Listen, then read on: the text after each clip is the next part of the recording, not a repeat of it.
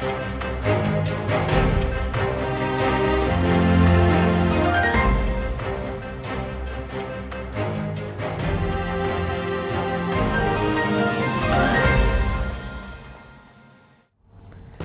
siang pemirsa, Presisi Siang kembali hadir untuk Anda edisi Rabu 9 April 2025. Selama 1 jam ke depan kami telah menyiapkan sejumlah informasi terkini.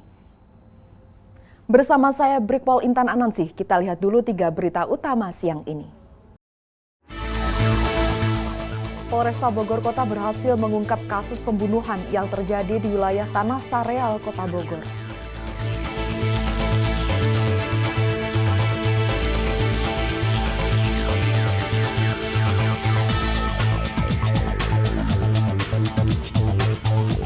Setelah merayakan Hari Raya Idul Fitri 2025, Divisi Humas Polri melaksanakan halal bihalal dalam lingkungan Divisi Humas Polri. Halal bihalal ini dipimpin langsung oleh Kadif Humas Polri.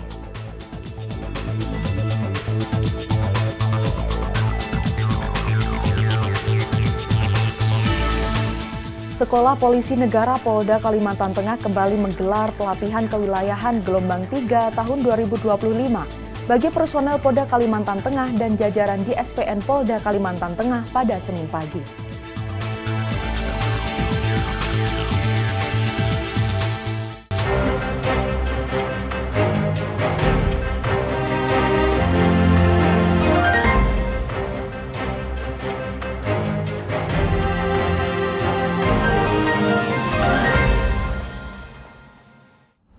Polresta Bogor Kota berhasil mengungkap kasus pembunuhan yang terjadi di wilayah Tanah Sareal, Kota Bogor.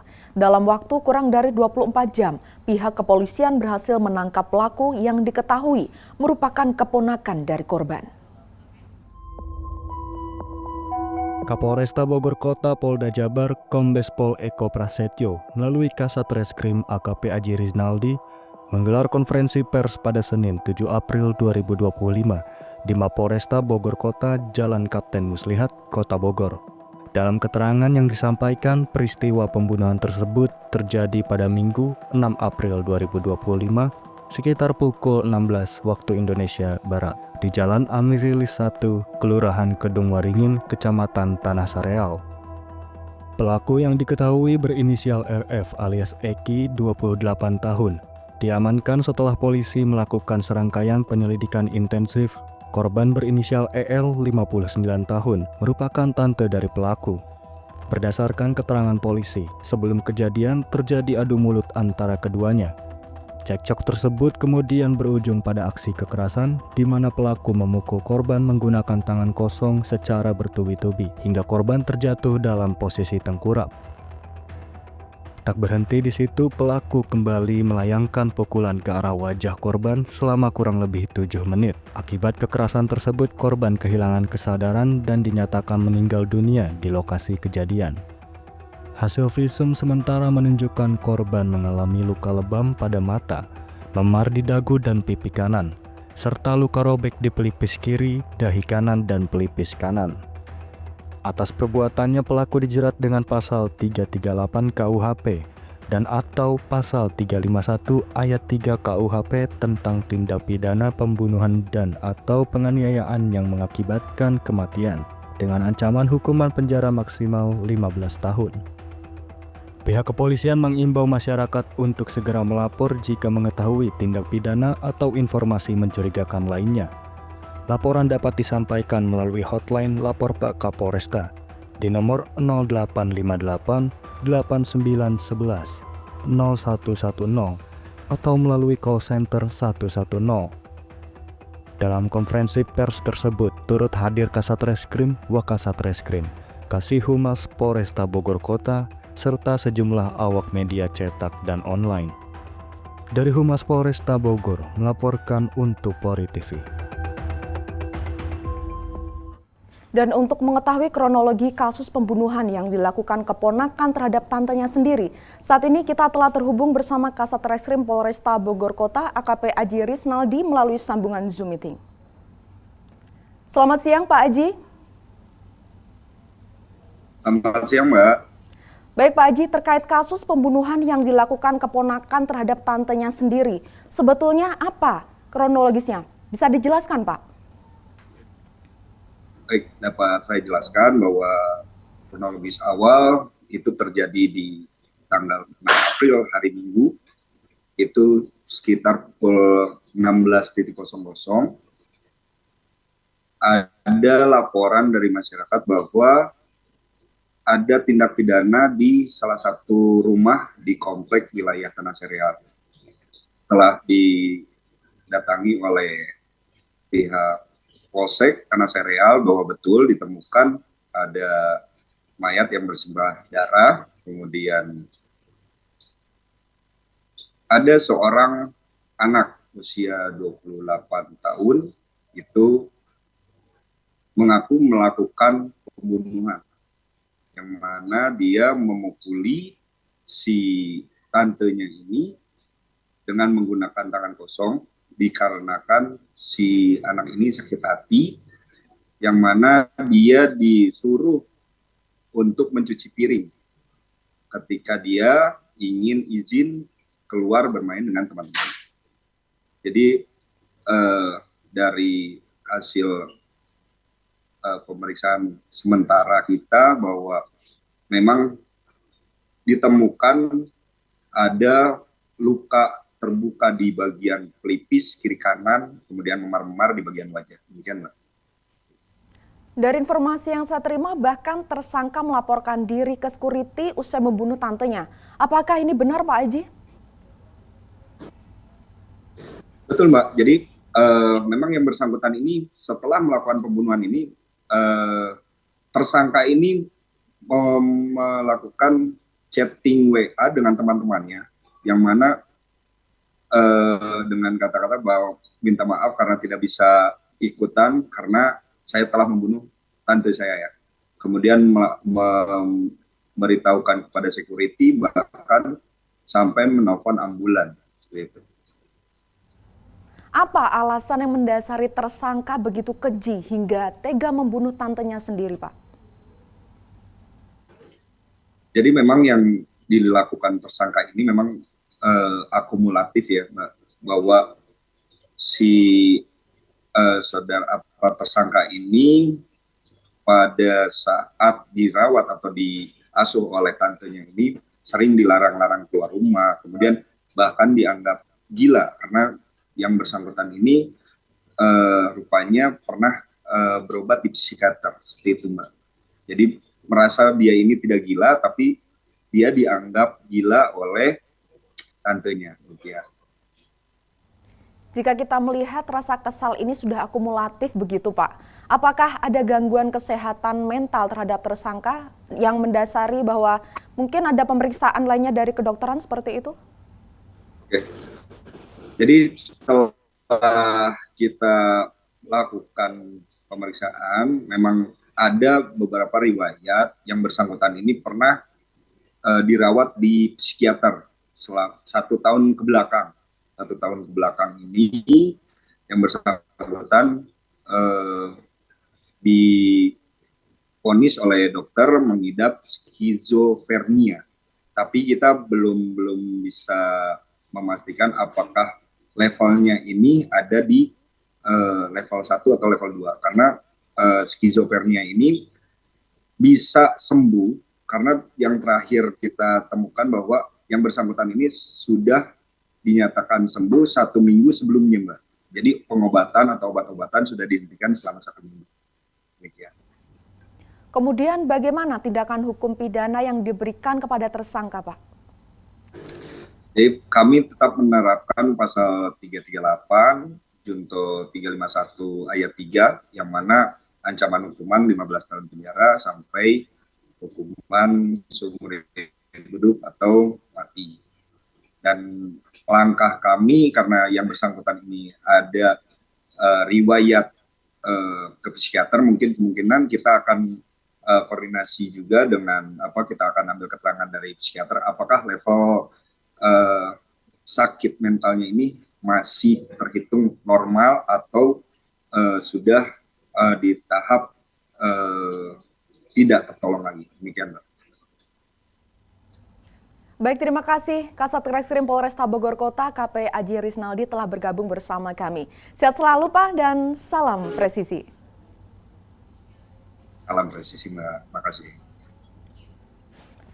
Pemirsa, seorang balita perempuan berusia 3,5 tahun bernama Nur Alisah Aulia ditemukan tewas di kolam di kawasan Koya, Distrik Muara Tami, Kota Jayapura, Papua pada Rabu 2 April 2025 lalu.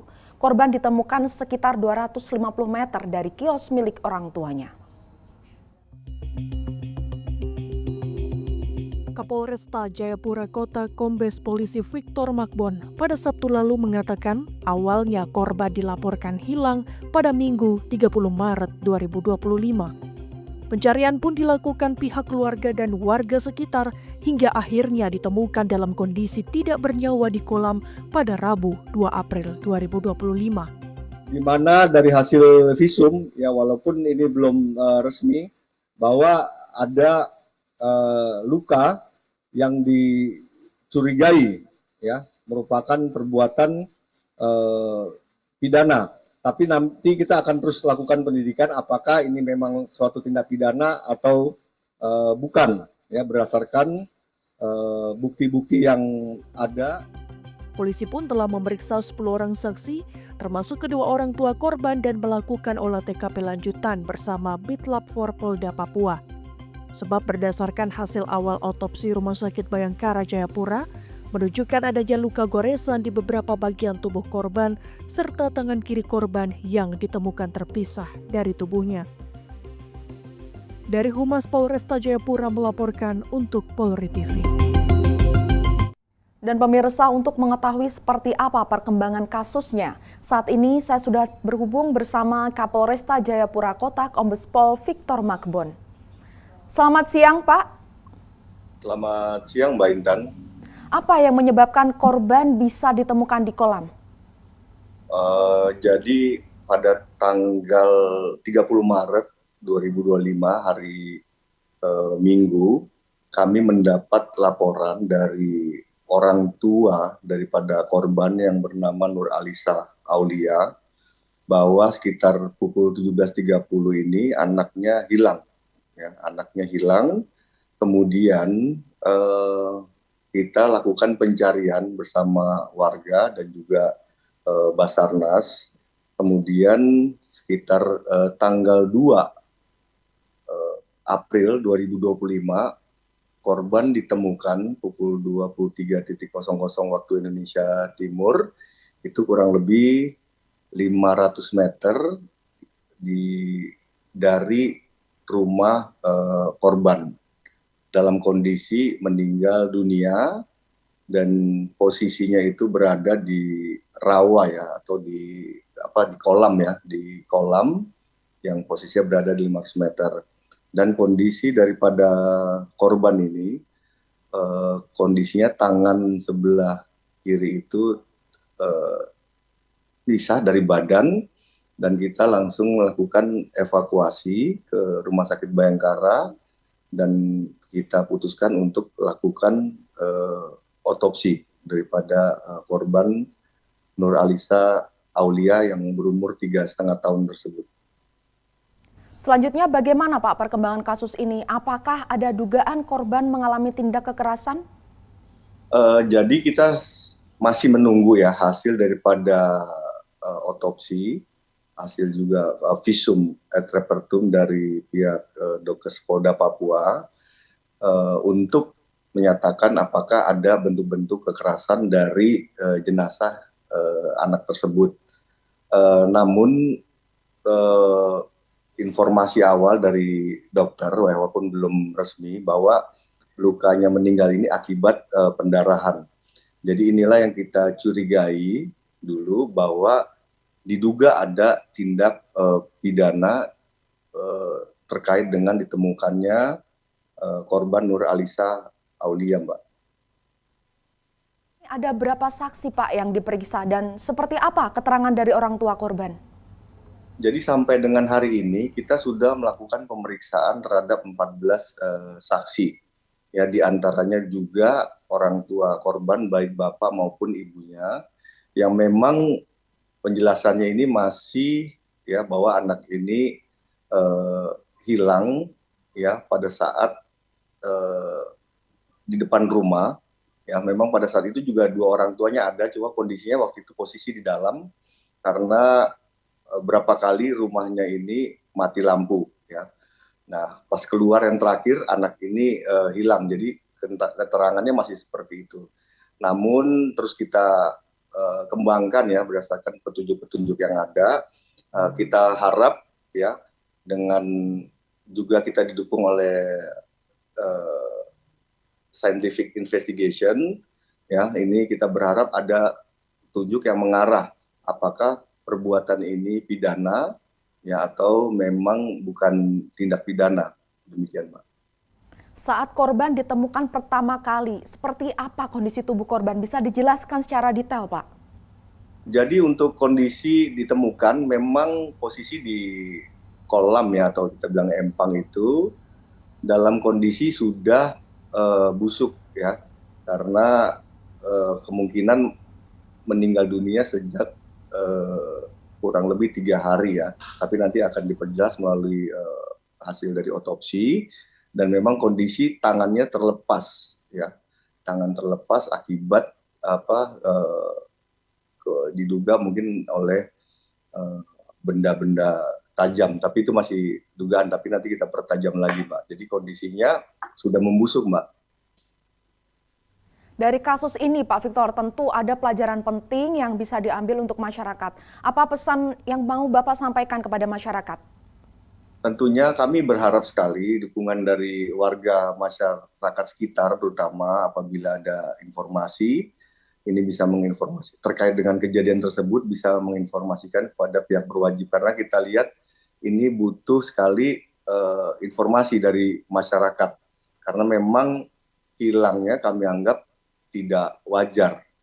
Kemudian yang kedua, kita berharap juga untuk orang tua ya bisa mengawasi ya anak-anaknya terutama yang masih di bawah umur ya untuk jangan sampai lalai sehingga kejadian-kejadian yang mungkin bukan sekali ini saja kita juga pernah mengalami akibat keteledoran daripada orang tua. Jadi kita butuh pengawasan juga orang tua. Baik, terima kasih Kapolresta Jayapura, Kombes Pol Victor Makbon atas waktu dan ketersediaannya untuk bergabung bersama kami di Polri TV. Selamat siang dan salam presisi. Salam presisi, Mbak. Presisi Siang akan segera kembali, tetaplah bersama kami.